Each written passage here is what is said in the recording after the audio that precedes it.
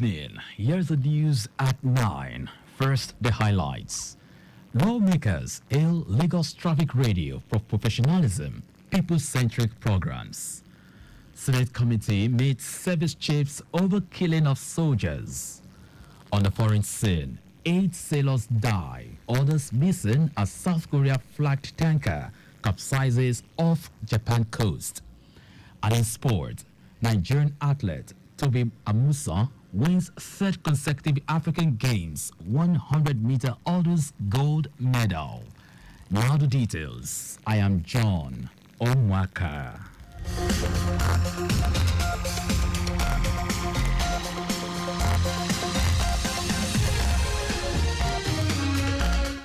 Lagos Traffic Radio 96.1 FM has been urged to sustain the tempo of its operations, which has been described as unique, professional, and people-centric in line with the Themes Plus agenda of the Governor Babajide Sanwo-Olu administration. Chairman, Lagos State House of Assembly Committee on Information, Strategy and Security, Olukayode Ogundipe, gave the charge when he, alongside other members of the committee, paid a working visit to the station. Ogundipe, who commended the professionalism level displayed by the management and staff of the station, called for more collaboration with other government agencies and corporate bodies in the delivery of timely traffic information and travel advisory to Lagosians.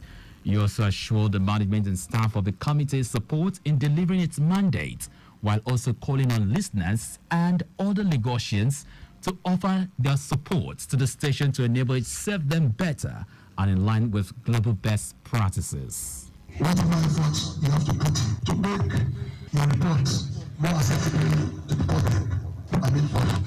Something we should encourage, and you also have to have collaborations with some of those that are outside there that are also in that business. Like I told the jail, don't limit your strength. On his part, Chairman House Committee on Public Procurement, Samuel Akpata, commended Lagos Traffic Radio for maintaining an outlook which projects the agency as a world-class entity, while attributing the station's outstanding performance to effective team spirit between the management and staff. In fact, if they ask me outside about 96.1 FM, the way I'm seeing it today is surprising to me.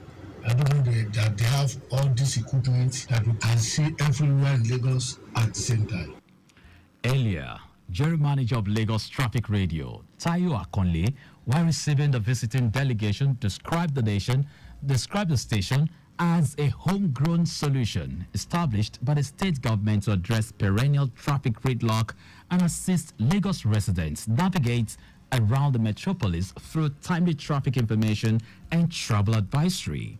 Akonle explained that through various reforms such as timely travel information on waterways, aviation, railway and road, the station's live motorbike reporters, the live camera update legacy project, active collaborations with stakeholders, the station is impacting value daily to the lives of Lagosians. All those reforms are tailored to ensure that we give Lagosians value as they exist, as they move from one end to the other in Lagos. We didn't stop there because we believe that we are in a modern age. The need for us to embrace technology and not be overemphasized. The digital media that were operating here before were rejected. The general manager also pledged that Lagos Traffic Radio is aligned with the T pillar of the Themes Plus agenda. We will continue to deploy innovative initiatives which benefits a 21st century economy. Lagos.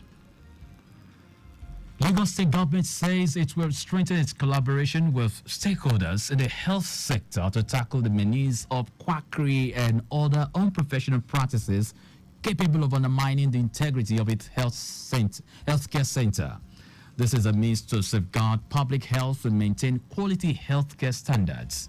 Special advisor to the governor on health, Kemi Ogbuyemi, stated this during a stakeholders engagement meeting organized by the Health Facility Monitoring and Accreditation Agency, EFAMA, affirming that the scourge of quackery posed a grave threat to the health and well-being of citizens.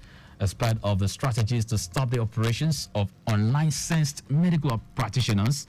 Ogunyebe said the government is committed to regular inspections of healthcare facilities to ensure compliance with licensing and regulatory requirements, as well as improving public awareness campaigns to educate the populace about the dangers of seeking medical treatments from unqualified practitioners as some of the strategies that will help nip quackery in the bud. Lagos State Head of Service Olabode Aguru has encouraged school pupils to work harder to be able to achieve their goals and objectives. Aguru made it known at the 18th annual Ramadan lecture organized by the Lagos State Government Education District 2 at Maryland, Lagos, saying more time and resources must be invested to be able to achieve the goal they have set. Speaking on the topic, success through hard work, the national missioner of the Ansaruddin Society of Nigeria, Sheikh Abdurrahman Ahmad, called for the consistent and dedicated efforts in both personal and professional lives in achieving a goal through hard work, while urging the people not to give up in pushing their goal and learn from their failure. Ahmad called for patience, perseverance, and a sense of self-discipline that will allow them to stay focused and motivated even when faced with challenges. In his goodwill message, Lagos State Commissioner, Basic Education, Jamiu Alibalogun, were calling on Muslims to use the month of Ramadan to share love, unity, perseverance, and resilience. Urged the students to imbibe learning a bit and stay away from courtesan and violence. In her opening speech, the Tutor General, Permanent Secretary, Education District 2, Anike Adekonye, said the topic of the lecture's success through hard work is to reiterate the themes plus agenda of Governor Babajide Sanwo-Olu in delivering quality education in the state.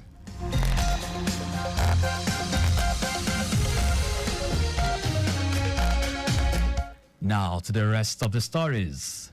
The Senate Joint Committee on Defense, Army, Navy and Air Force has met with the service chiefs over the killing of 17 soldiers in the Omoaka community in Delta State. The meeting observed a minute's silence in honor of the late soldiers before going into a closed-door session. Chairman of the committee, Ahmad Lawal, condemned the killing of the soldiers. It will be recalled that the troops of 181 Amphibious Battalion on Thursday, 14th March 2024, who went on a peace mission to Omoaka community in Delta State, were surrounded by some community youths, which resulted in the death of officers and men. The federal government has reportedly listed Kaduna-based publisher Tukomamu and 14 others as terrorism financiers. The Nigerian Financial Intelligence Unit, NFIU, reportedly listed the identity of the 15 people, including 9 individuals and 6 bureau de change BDC operators and firms. A report said NFIU documents show that Nigeria's Sanctions Committee met on March 18, 2024, and specific individuals and entities were recommended for sanction following their involvement in terrorism financing. Now to foreign news. 8 sailors have died after a South Korean flagged tanker overturned off the west coast of Japan.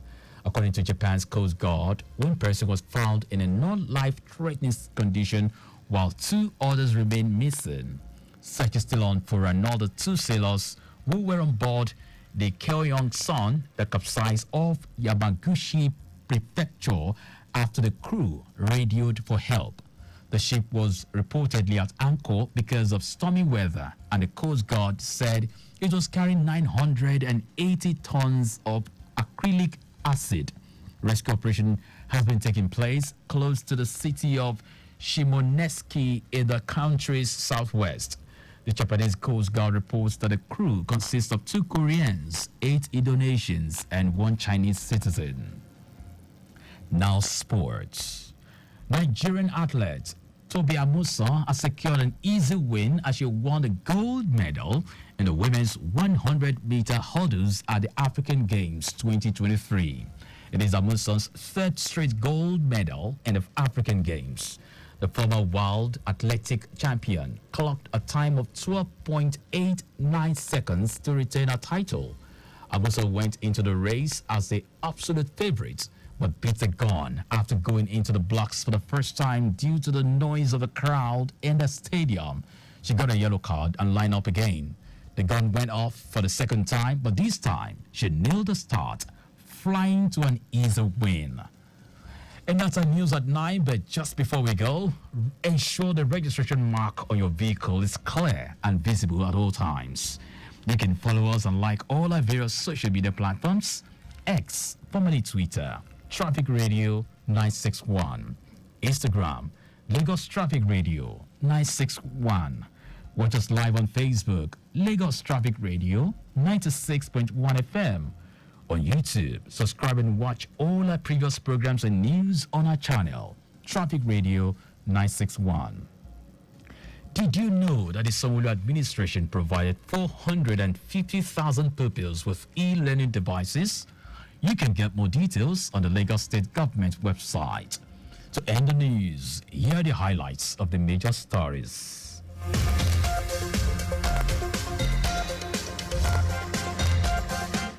Lagos Traffic Radio 96.1 FM has been urged to sustain the tempo of its operations, which has been described as unique, professional, and people-centric in line with the themes plus agenda of the Governor Babajide Sanwo-Olu administration. The Senate Joint Committee on Defense, Army, Navy, and Air Force has met with the service chiefs over the killing of 17 soldiers in Omoaka community in Delta States. We also told you that 8 sailors have died after a South Korean flag tanker overturned off the west coast of Japan. And in sports, Nigerian athlete Tobi Amusan secured an easy win as she won the gold medal in the women's 100-meter hurdles at the African Games 2023. For contact with the newsroom, send a message to info@trafficradio961.ng. That ends the news broadcast compiled by Aderayo Idowu Olaiya. I am John Omoaka. Thank you very much for listening.